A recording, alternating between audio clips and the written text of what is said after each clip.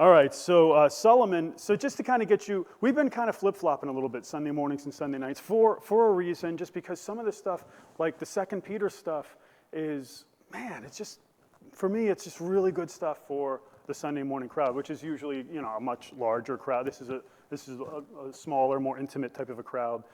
And sometimes we could get into, different things and different details that maybe we wouldn't get into on Sunday morning quite the same way. But, the stuff that we were dealing with in 2 Peter is just really good stuff for the greater church to hear. And there's only one more week of that. And then most of the time, up until Resurrection Sunday, we'll be moving the life of Solomon back into Sunday morning, I think. At which time, and Sunday night, we'll start in just a few weeks, we'll start looking at the letter to Jude. Sunday morning, after Resurrection Sunday, we're going to be looking at 1 John, the letter of 1 John. And 1 John, I had to translate through 1 John in Bible college in Greek 2, right? Was it Greek 2 or was it Greek 1? I don't remember. You didn't have to. Okay. In our school, you had to actually translate the book from Greek into English. And then in seminary, we had to do the same thing. And then I think I took a course on the letters of John, a Greek course on the letters of John. And so I've been through this 2 or 3 times, and yet studying the first letter of John in the last few months, it's like I've never read the book before. Like I'm reading it as though I don't even know how to say it. Like maybe with a context and maybe with a freshness, it's like I feel like I've never studied it. So I'm kind of pretty psyched about that. And that's a way of saying I'm psyched about it. That's a way of saying I'm seeing things that I feel like I've never seen before. And, just looking at its context and thinking, so, maybe in seminary, there's deadlines. In Bible college, there's deadlines. I've got to get this translated by such and such a time. I've got to read, this commentary by such and such time. And there are still deadlines, but it's different. So I wanted to study 1 John. I wanted, and there's a freshness to it that I think you guys will all find extremely valuable. And one of the key points that we see in that letter, which we're going to see in a couple of months, is really an assurance of salvation, but not an assurance that's unqualified. So it's an assurance of salvation that's qualified by the way we live and stuff like that. So we'll get there.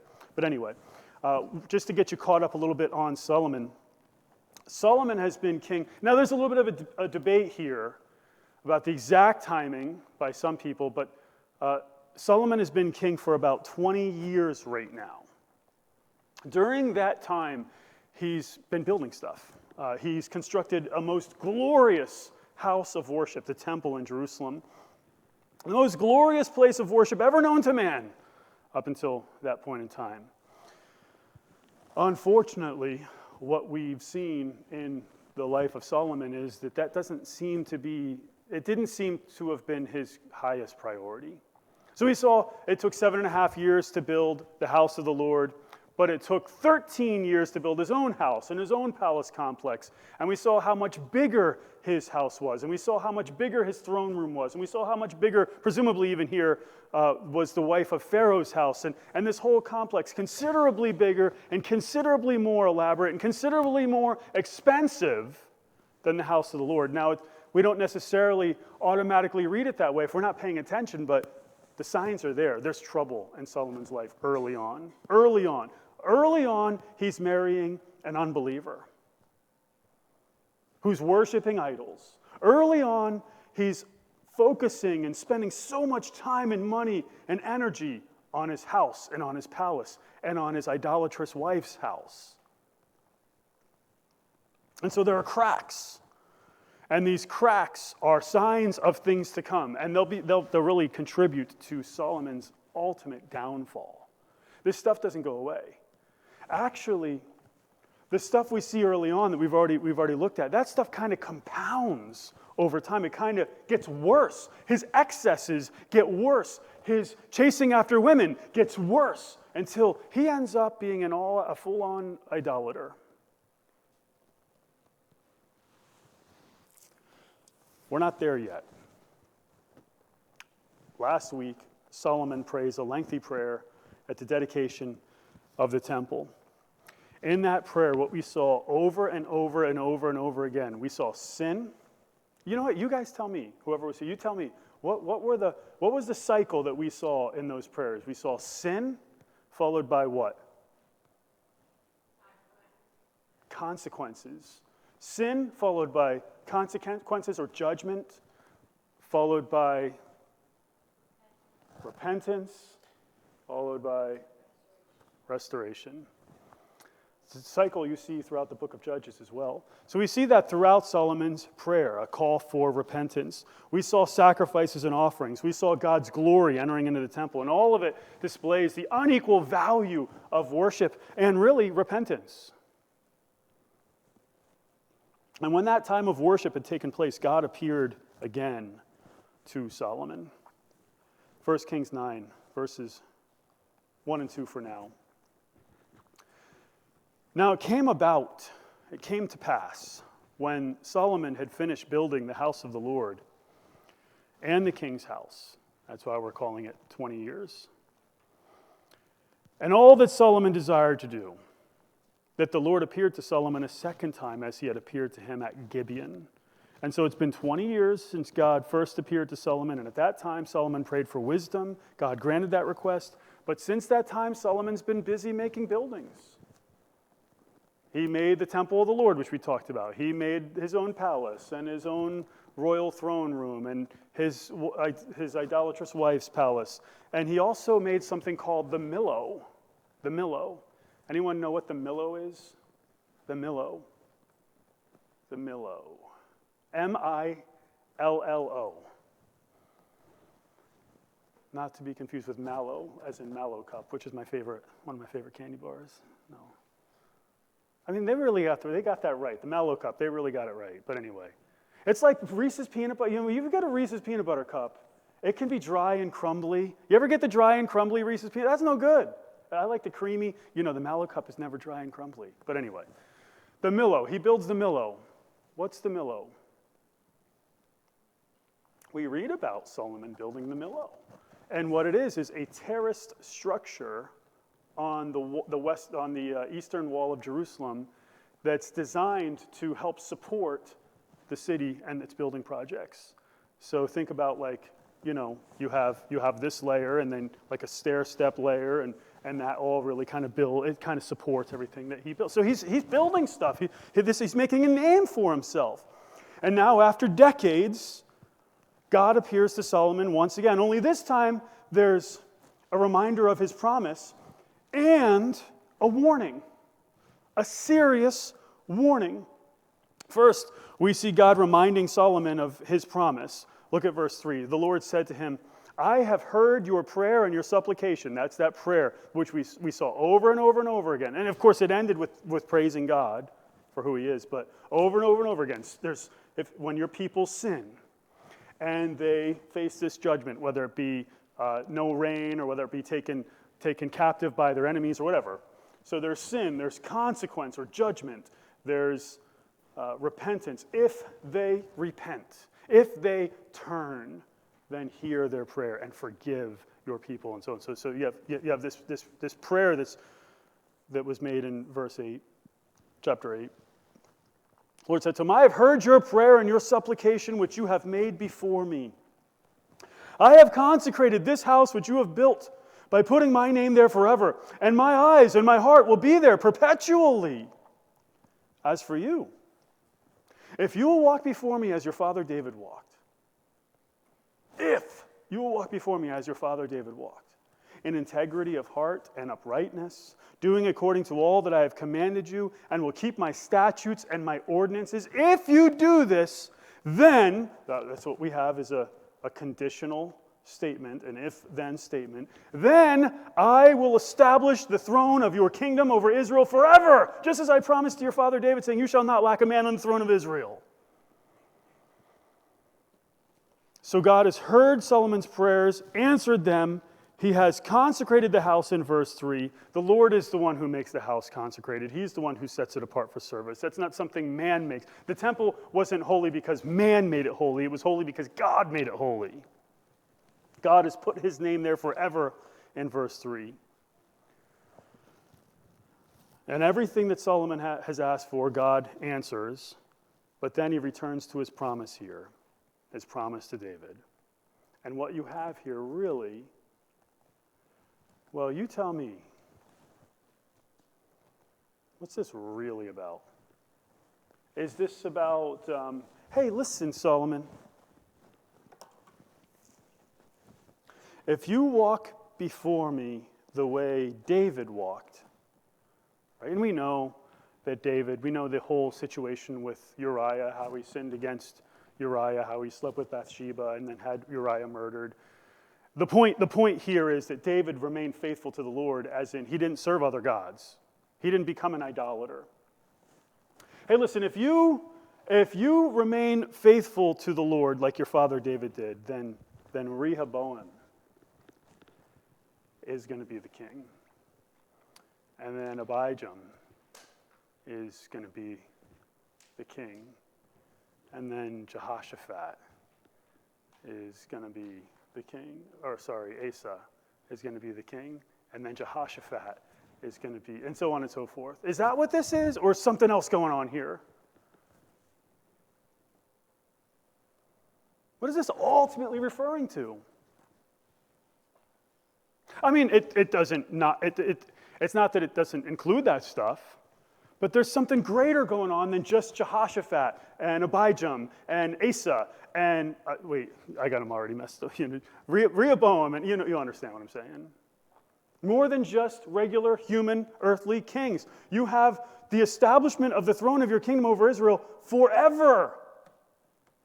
This is messianic. These are messianic promises. This is a promise that ultimately gets fulfilled when Jesus comes back and rules for 1,000 years and for all eternity. And he's going to be, it's going to happen here. You read about it in Revelation, it's going to happen in Jerusalem. God's dwelling is going to come down and be with man. Jesus is going to rule for 1,000 years in Revelation 20, verses 1 through 6. And then God's dwelling is going to come down, and he will be with his people. And we will be his people, and he will be our God. And so this is really messianic. But there is an aspect of this promise that is conditional. You have this if and then. All right? So the forever aspect is messianic. It's dealing with, hey, ultimately God's promises that are made to David are unconditional. They will be fulfilled with Messiah. But there's an aspect of his promise through the various descendants of David that are somewhat conditional. Like, for instance, if you don't worship God, it may be another son of David who takes the throne, and through whom those promises will be fulfilled. So we have a conditional aspect of it for Solomon, and Solomon's line will take part in the promises that God made to David, which we'll see in which we saw back God's promise to David back in 2 Samuel 7. When your days are complete, and you lie down with your fathers, I will raise up your descendant after you. This is the Lord talking to David, who will come forth from you, and I will establish his kingdom, and he shall build a house for my name. Now who are we talking about here? And I will establish the throne of his kingdom forever. I will be a father to him, and he will be a son to me. When he commits iniquity, I will correct him with the rod of men and the strokes of the sons of men. But my loving kindness shall not depart from him as I took it away from Saul, whom I removed from before you. Your house and your kingdom shall endure before me forever. Your throne shall be established forever. And so there might be some human kings who sin, who commit error, who forsake the Lord. That may happen. And correction will take place when that happens. But there's an aspect of this promise that God makes to David that is eternal. And that's fulfilled not in Rehoboam or in Asa or Jehoshaphat or even in bigger name kings later on like Hezekiah or Josiah or any of those guys. It's fulfilled in Jesus Christ.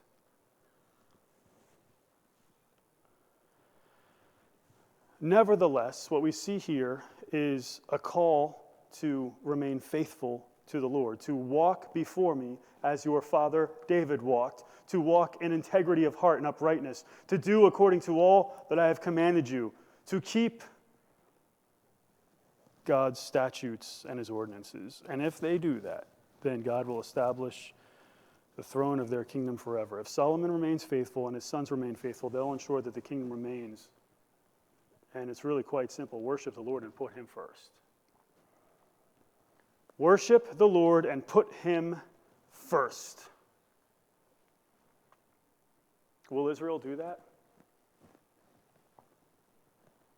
You know, there's only a few kings in Israel who actually do that.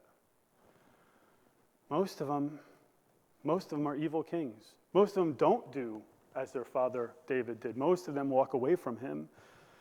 But what we kind of see here is that the future of the kingdom of Israel is dependent on their faithfulness. The future of the temple itself is dependent on Israel's faithfulness. The future of the land and ownership of the land and possession of the land is dependent on Israel's faithfulness. They must remain faithful, and they must remain faithful to him alone. But if they don't remain faithful, they'll bring about their own destruction. Look at verse 6. But if you or your sons indeed turn away from following me and do not keep my commandments and my statutes, which I have set before you, and go and serve other gods and worship them. Now just take a look here. Look at verse 4. In verse 4, if you walk before me as your father David walked, if you do according to all that I have commanded you, if you keep my statutes and my ordinances, in verse 4, then this. These are positive statements. Okay, the positive aspect. It's a positive negative. I'll establish the throne of your kingdom over Israel forever. The promises of David will go through your line, through your descendants. Promises I made to David. But, contrasting word, again, we saw that this morning, a contrasting conjunction that's inserted but in the English text, rightfully so. We begin to look at the negative side. If you or your sons indeed turn away from following me, and you do not keep my commandments and my statutes, and you go and serve and worship other gods. Up until this point, it's only implied that this might happen. Here, it's kind of explicitly stated that it's really perhaps the better way of, or a possible way of translating this from the Hebrew is when. When your sons turn away from me.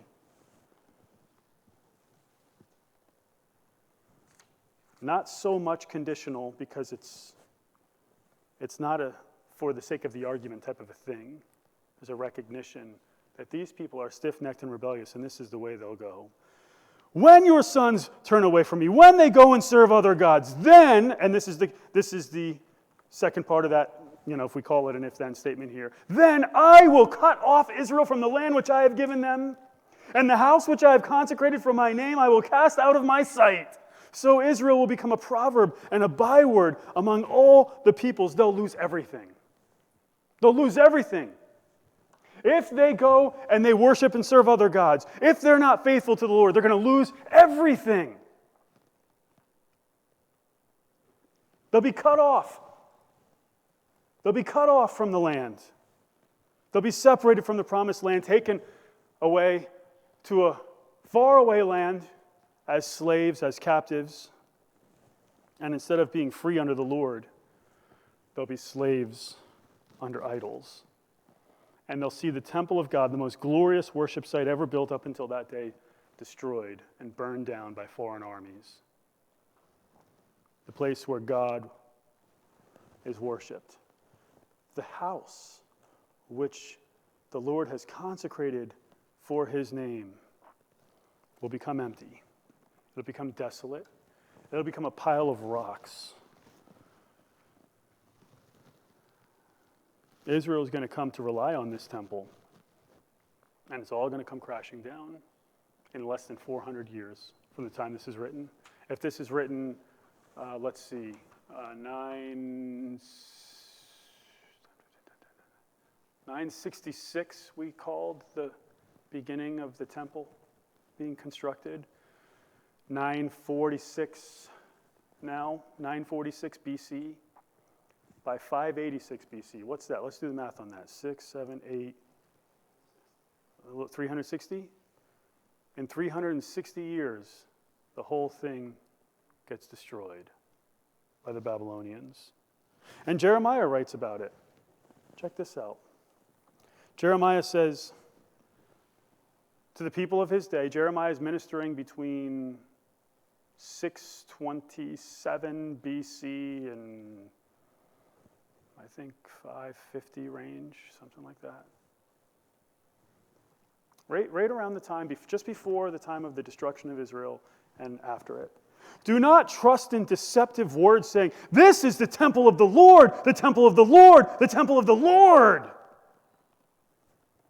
For if you truly amend your ways and your deeds, if you truly practice justice between a man and his neighbor, if you do not oppress the alien, the orphan, or the widow, and do not shed innocent blood in this place, nor walk after other gods to your own ruin, then I will let you dwell in this place in the land that I gave to your fathers forever and ever. They're trusting in the temple, in their system. Behold, you are trusting in deceptive words to no avail. Will you steal, murder, and commit adultery, and swear falsely, and offer sacrifices to Baal, the storm god, the male fertility god of the Canaanites? People who worship Baal participate in the sex cult. Will you steal, murder, and commit adultery, and swear falsely, and offer sacrifices to Baal, and walk after other gods that you have not known? Then come and stand before me in this house, which is called by my name, and say, we are delivered.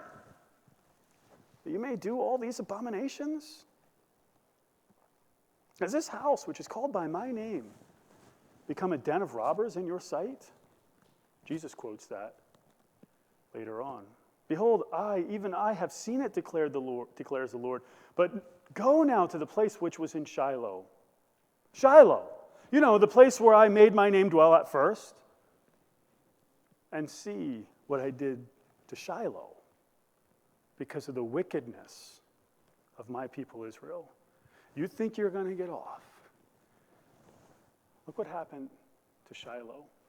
Look what happened to that place. And now, because you have done all these things, declares the Lord, and I spoke to you, rising up early and speaking, but you did not hear, and I called you, but you did not answer. Therefore, I will do to the house which is called by my name, in which you trust, and to the place which I gave you and your fathers, as I did to Shiloh. I will cast you out of my sight. Consequence. Israel will become a proverb and a byword among the people. They would become an example to the nations. This is what you don't want to be. You don't want to be like Israel. You don't want to forsake the Lord like Israel did. And Israel would lose all respect and all dignity among the nations, and the nations would know that it happened because they did not remain faithful to the Lord their God, even though they had been warned. Way back in Leviticus, hundreds of years later, Leviticus is written in we're going to call it 1446 BC, in that general range. Somewhere between 1446 and 1406. And what year are we in? 946. All right, so this is like 500 years earlier. 500 years earlier, Israel was warned. Listen to this. Do not defile yourselves by any of these things, for by all these the nations which I am casting out before you have become defiled. For the land has become defiled, therefore I have brought its punishment upon it, so that the land has spewed out its inhabitants. But as for you, Israel, you are to keep my statutes and my judgments, and shall not do any of these abominations, neither the native nor the alien who sojourns or who travels among you. For the men of the land who have been before you have done all these abominations, and the land has become defiled, so that the land will not spew you out, should you defile it, as it has spewed out the nation which has been before you. For whoever does any of these abominations, those persons who do so shall be cut off from among their people. If you go and serve and worship other gods, and you live the way the Canaanites lived, you're going to be kicked out of the land. You shall become a horror, Deuteronomy 28:37. You shall become a horror, a proverb, and a taunt among all the people where the Lord drives you. 500 years before Solomon's prayer. And of course, by the days of Jeremiah, that destruction was imminent. I will make, now we're fast forwarding. Now we were just 500 years before the time of Solomon. Now we're hundreds of years after, 300 and some years after, almost 400 years after the time of Solomon. I will make them a terror and an evil for all the kingdoms of the earth, as a reproach and a proverb, a taunt and a curse in all the places where I will scatter them. And even the temple of the Lord,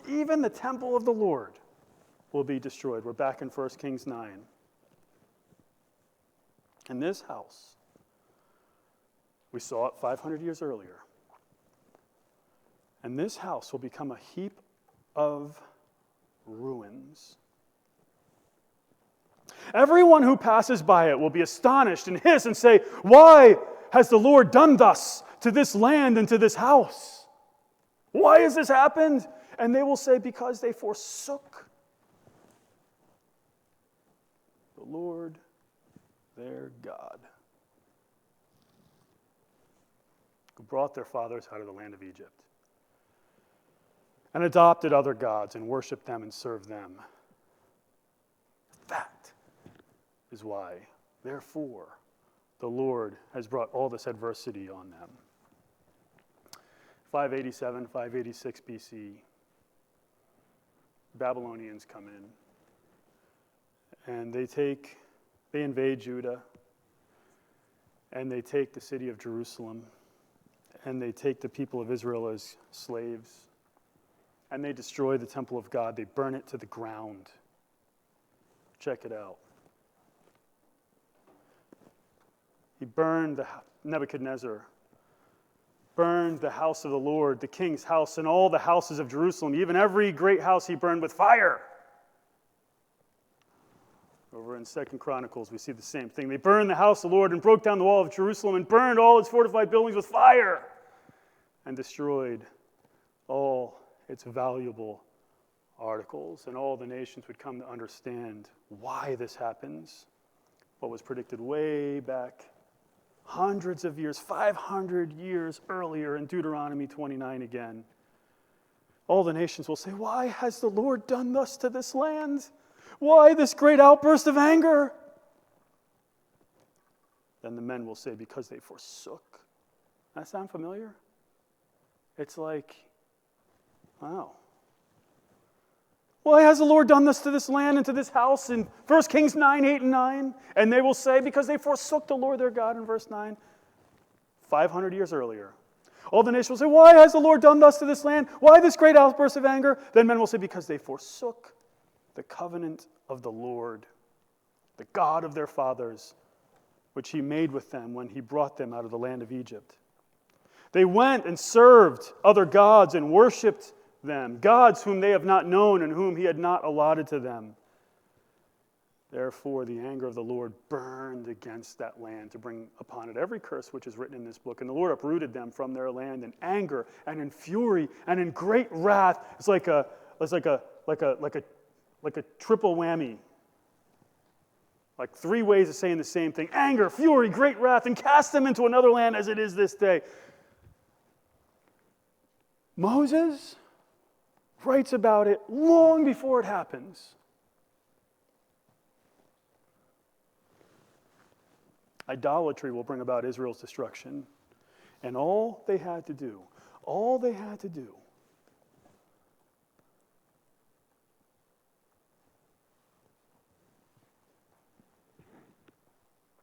is this: remain faithful to the Lord. All they had to do was walk before the Lord as their father David walked, in integrity of heart and uprightness, doing according to all that God had commanded, and keeping his statutes and his ordinances. But they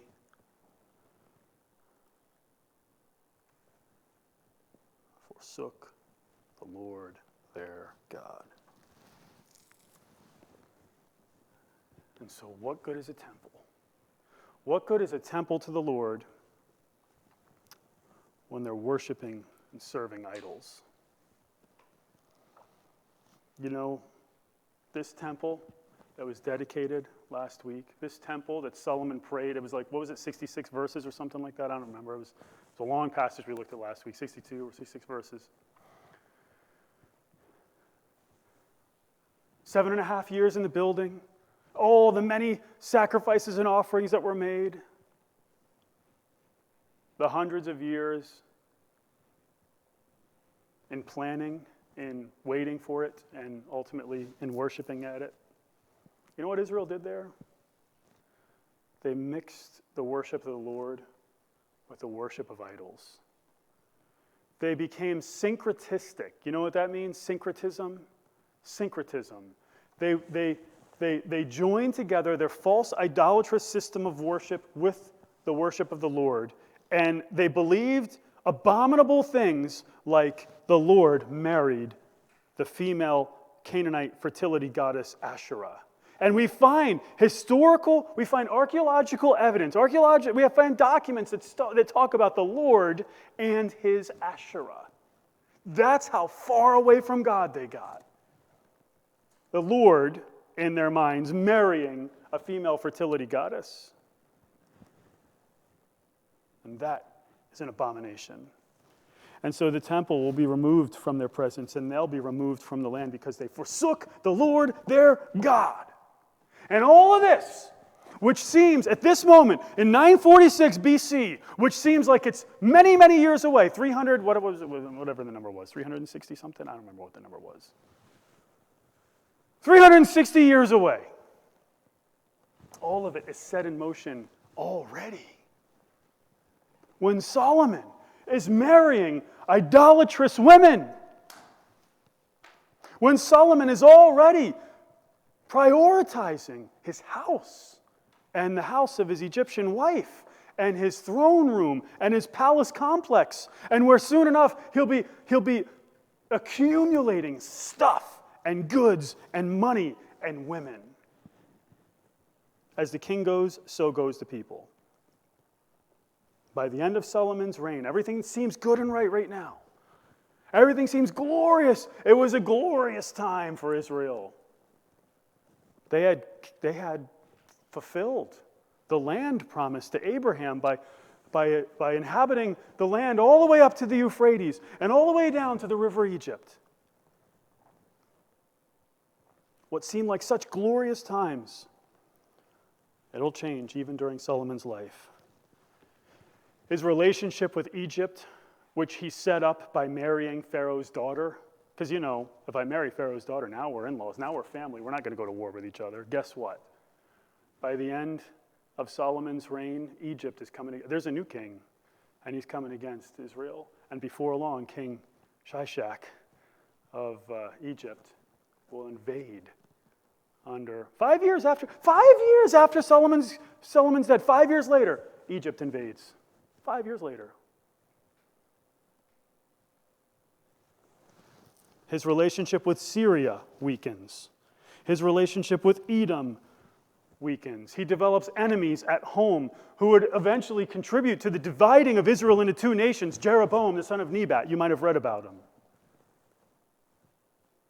Now, Solomon is able to maintain power throughout his life, and some of that has to do with some of the treaties he had worked out. Like, for instance, he had a strong ally in the king of Tyre, who is a serious trading partner, and he's able to maintain serious trade relations with the queen of Sheba, and he's able to control all of the trade routes through the region. So that stuff that happens, the works of it began during Solomon's life. He's able to maintain kind of control, but as soon as he's gone, boom, Israel splits.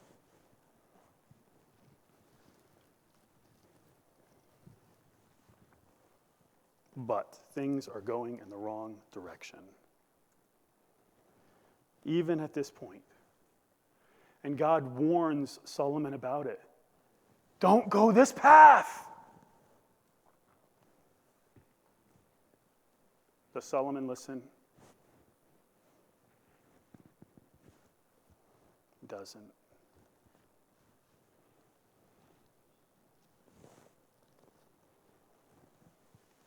Bad things happen when you forsake the Lord. Bad things happen. You can find your life falling apart around you. When you forsake the Lord, it can cost you everything. And I've seen it happen. I've seen it happen. Someone lives in sin, and it costs them everything. Their marriage, their ministry, everything. And I've seen it happen. It's so important that people remain faithful to the Lord. But too often, like Solomon and the people of Israel, they give in to idolatry. Now, few people consider themselves idolaters. Anyone here an idolater? You know, I don't have any idols sitting in my house. I don't have any statues of Buddha or whomever. You don't bow down to some piece of wood and serve it. I mean, some actually do in this country, but not most Westerners. It's not super common here. Our idols are more subtle, like Solomon's idols were in the beginning. Solomon's idols in the beginning were more subtle, right? We have heart idols. A heart idol is anything that you want so badly. I want this thing so badly that I'm willing to disobey God in order to have it. When that's the case, you have yourself an idol. Solomon had an idol when he married the daughter of Pharaoh. It was an idol. He wanted something so badly that he was willing to disobey God to have it. Solomon had an idol when it came to his house and his palace. We have heart idols. All kinds of things can become heart idols, and some of those things aren't necessarily wrong in and of themselves. Like, is it necessarily wrong to get married? No. No, marriage is a man who finds a wife finds a good thing, right? But a boyfriend or a girlfriend or a spouse or some other relationship can become a heart idol. It happens all the time. People disobey God for some relationship, and it can be a sinful sexual relationship. It can be a premarital sexual relationship. It can be a same-sex relationship. It could be a relationship between a believer and an unbeliever. And all of those things are wrong. All of those things are sinful. It can be a house or a car or some other object that you want so badly. We've talked about this. If only, I'm what I'm going to be? I'm going to be happy when I can pay off my house. That's when I'll be happy. Now you got yourself a heart idol. I don't have to, give to the Lord, or I don't have to ... I can, take extra hours and not worship the Lord so I could pay for this new car. Now you got yourself an idol. A job can be an idol. Your reputation can be an idol. How do I know if something's an idol? You tell me. What question can I ask myself? Is this an idol? What question can I ask to know the answer? I already said it. I'm just giving you a chance to think about it and say it. How do I know if this thing's an idol in my life?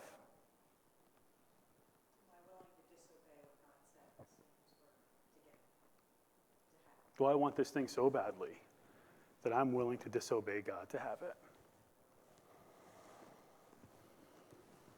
If you have an idol, and if at all possible, you remove it from your life. There are even more subtle idols. And I talk about some of these things. And listen, I'm not very, what's the word? I'm not, like when you're original and you come up with your own ideas. What's the word I'm looking at here? Creative. I'm not a creative guy. That's kind of why I preach the way I preach, because it's easy. It's easy to open something up, really study it, and just say what you studied. So I'm not the most creative guy on the planet. I'm just not. My preaching style is a result of my deficiencies, okay? So that's good and bad, right? So I'm not the most creative guy in the world. I kind of come up with a lot of the same types of things when I think about it. But when I think of the more subtle idols that are out there, I think of things like sports and leisure and rest. I think of the things that you do while we're worshiping. That's what I think of when I think of those are really, although to me they're not really that subtle, but they're subtle. Because it's like, well, this is a good thing. To go hiking today is a good thing, or to go, I don't know, snowboarding or skiing or go to the beach. These are good things. But when those are things that you're doing while you're supposed to be worshiping on Sunday, now you got yourself an idol. Because I want to do this thing more than I want to worship God. And in that moment, that thing is above God. I've got myself an idol. I'm not saying you should never go on vacation or anything like that. But what do you do when you have an idol? Anyone have any other idols? Listen, I'm not creative. You got one? Go ahead and spit it out. We've got 2 minutes. Cell phone can be an idol. We've got 2 minutes. Cell phone can be an idol. I think it's probably an idol for a lot of people, right? Oh, I know what you're going to say. Go ahead. Oh. That was my second guess, because I feel like one time in the past, video games would have been the idol for you, but now books. Okay. I guess it depends on the type of book. It depends on how much, right? I suppose. Too much learning can make you mad, right? As one king told the Apostle Paul. Was it Agrippa? Approval or acceptance, yeah. Which would be kind of in the same general category as reputation for me, right? Approval or acceptance. And there are all types of things that I can do. I can sin to gain approval or acceptance or whatever. All these things can become heart idols. And what do you do when you find a heart idol? Let's go back to chapter 8. What do you do when you sin? And when there are consequences, what do? You repent. You turn away from your idols and you turn toward the living God, and you don't wait, you do it now. You do it today. You do it before you leave this room, because when you leave this room, there's going to be a lot of distractions out there. They're going to be, and Satan's going to be out there. Satan's going to be pulling you, and he's going to be telling you lies. In this passage, I see that God is holy, and that God demands exclusive worship. But if you fail to worship him alone, you, like ancient Israel, if you fail to be faithful to the Lord, you, like ancient Israel, will face utter destruction. And it may not be here. Why do the heathen rage? The wicked may get away with things here in this life, but in eternity, you will face utter destruction. Let's take our hymnals and turn to 635. And during this time of invitation, and